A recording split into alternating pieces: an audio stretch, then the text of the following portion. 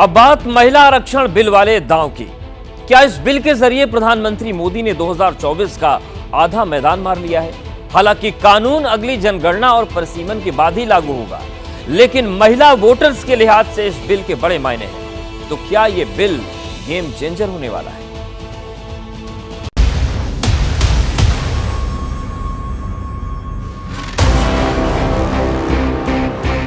ईश्वर ने ऐसे कई पवित्र काम के लिए मुझे चुना है।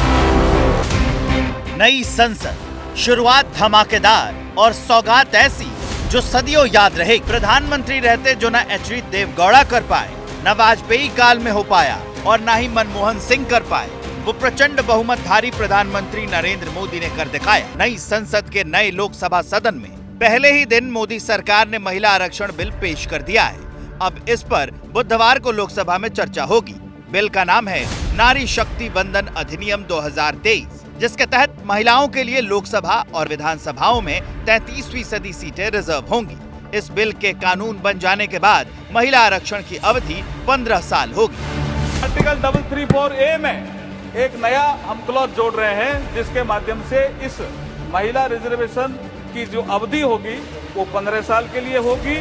उसकी यदि बढ़ाना होगा तो संसद इसको अधिकार होगा वो बढ़ाने का। महिला आरक्षण बिल के जरिए मोदी सरकार ने 2024 की चुनावी पिच पर मास्टर स्ट्रोक चला है। तो क्या महिला आरक्षण के दांव से मोदी ने 2024 की चुनावी फतह सुनिश्चित कर ली है?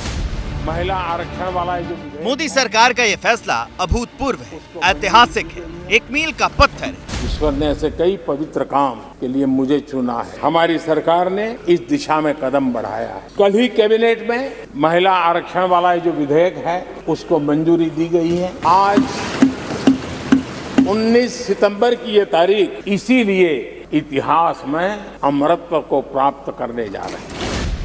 मोदी इतिहास बनाने की बात कर रहे हैं, लेकिन इस बिल से देश की राजनीति का भूगोल भी बदलने वाला है। महिला आरक्षण बिल कैसे 2024 के चुनाव के लिए निर्णायक साबित हो सकता है, इसके लिए महिला वोटों का ट्रेंड समझने की जरूरत है। CSDS लोक नीति के मुताबिक 2014 के लोकसभा चुनाव में बीजेपी को 29% महिला वोट पड़े। 2019 के लोकसभा चुनाव में बीजेपी को 36% महिला वोट पड़े। 2022 के यूपी विधानसभा चुनाव में बीजेपी को 46% महिला वोट मिले। ये ट्रेंड बता रहा है कि इन तीनों चुनावों में सबसे ज्यादा महिला वोट बीजेपी को पड़े और उसका सीधा फायदा बीजेपी को हुआ। असल में बीजेपी ने जो चुनावी इंजीनियरिंग की, उसमें महिला वोटों का एक बड़ा ब्लॉक तैयार कर लिया। मोदी सरकार ने अपनी योजनाओं में भी महिलाओं को तवज्जो दी और आंकड़े बता रहे हैं कि इसका सीधा फायदा बीजेपी को चुनावों में हुआ है। इसे 2019 के लोकसभा चुनाव के एक डेटा से समझ सकते हैं। 2019 के चुनाव में जहां 67.01% पुरुष मतदाताओं ने वोट किया, वहीं महिला मतदाताओं का वोटिंग प्रतिशत रहा 67.18%। यानी वोटिंग के लिए पुरुषों के मुकाबले महिलाएं ज्यादा तादाद में घरों से निकली। इसका मतलब ये है कि महिलाएं अपने वोट को लेकर बेहद सजग हैं। इसलिए माना जा रहा है कि महिला आरक्षण एक सोचा समझा दांव है। अब सवाल ये है कि महिला आरक्षण का दांव चलकर क्या पीएम मोदी ने 2024 के चुनाव का आधा मैदान मार लिया है? ये तो समय ही बताएगा, लेकिन अभी ऐसा लग रहा है कि महिला आरक्षण बिल गेम चेंजर साबित हो सकता है। इसका आभास सभी दलों को है। इसलिए इस बिल की राह में सदन में पहली बार कोई अड़चन नहीं आई, बल्कि क्रेडिट लेने की होड़ मच गई। राजीव जी की सरकार, नरसिम्हा राव जी की सरकार, फिर डॉक्टर मनमोहन जी की सरकार, अलग अलग सरकारों ने अलग अलग समय पर अपनी हैसियत के अनुसार उसको पास कराने की प्रयास किया। मेरी स्पष्ट जानकारी है कि पुराना बिल लैप्स कर गया है। अधीर रंजन जी ने जो कहा है उसके समर्थन में उनके पास कोई डॉक्यूमेंट है तो टेबल पर रखने चाहिए। एक या तो उन्होंने स्टेटमेंट विड्रॉ करना चाहिए। तो क्रेडिट लेने की होड़ अपनी जगह है, लेकिन ये सत्य कौन झुठला सकता है कि पिछले 27 बरस में पहली बार महिला आरक्षण बिल के कानून बनने की राह आसान हो गई है। इसलिए भले ही संसद में हंगामा हुआ हो, श्रेय लेने की होड़ मची हो, लेकिन सड़कों पर उत्सव मनाया जाने लगा। सबको इस बात का अंदाजा है कि आधी आबादी को उसका हक देने का फैसला कितना बड़ा है, कितना ऐतिहासिक है। प्राण देने वाली नारी शक्ति को आज एक बहुत बड़ा प्लेटफॉर्म संविधान की सौजन्य से, संविधान के आशीर्वाद से मिलने वाला है।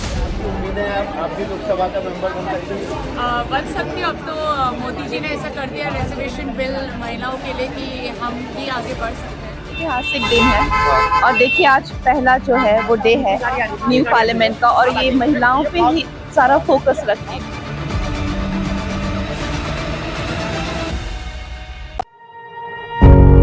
पत्रकारिता कोई इमोशन नहीं है, ना अपना कोई ज्ञान देना है और ना कोई विचार थोपना है। पत्रकारिता क्या है? पत्रकारिता का मतलब है सही जानकारी इकट्ठा करना और तथ्य बताना।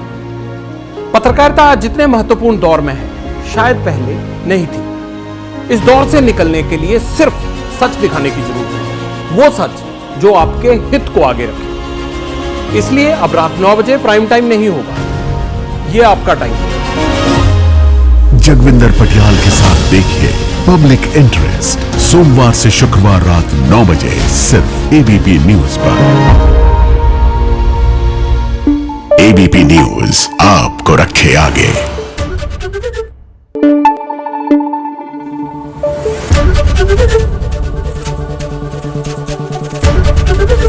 एबीपी न्यूज आपको रखे आगे।